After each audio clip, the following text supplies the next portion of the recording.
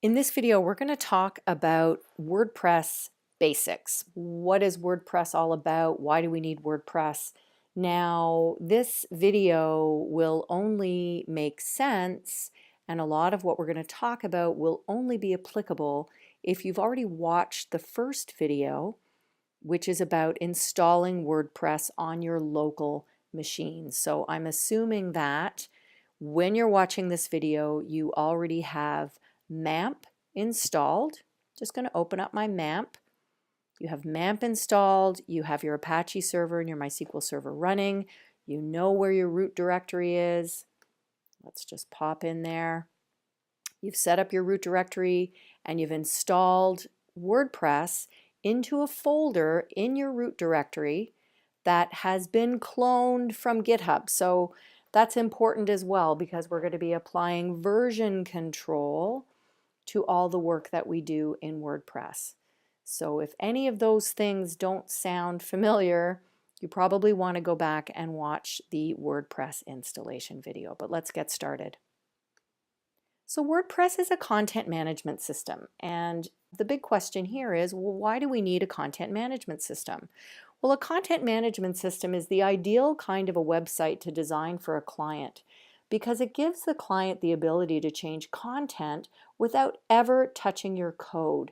There's a really strong separation between code and content. Probably more importantly, they can change content without changing any of the design or the styling. The other reason that a content management system is really strong is that the content is in a database. It's not in that HTML page that you've coded. So that means that the site is dynamic. Most of the pages don't really exist until they are requested by the browser, and we'll look into that in a little bit more detail as we go. But this idea that a content management system generates pages that are like empty boxes that content then flows into from a database is a very important concept to understand when it comes to working in WordPress or in fact in any other content management system. So we've already seen how we need three key elements to run WordPress, and these are the same basic elements that you need for any content management system. So you need a web server.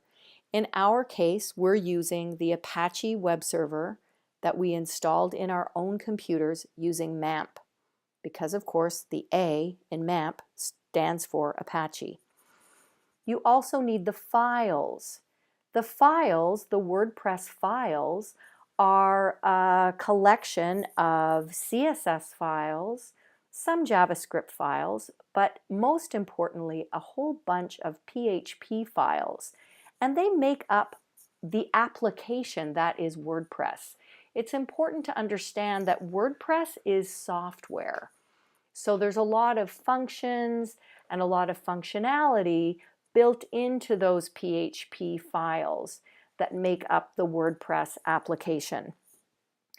But the other critical component of WordPress, and in fact any other content management system, is the database. We had to create a database in PHP-MyAdmin that WordPress would then flow its tables into. And then how WordPress actually works is that you and your client eventually can create a whole bunch of different content types, primarily posts, pages, and upload media.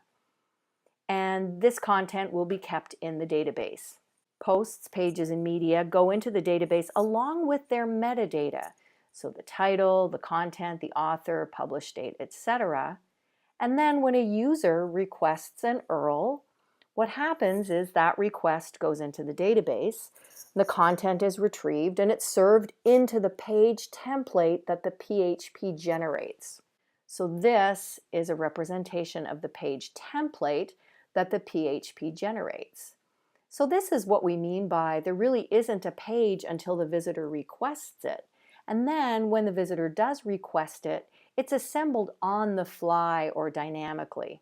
This is just a reminder of what we saw when we created our WordPress database. And in fact, we created our database using phpMyAdmin on our local host.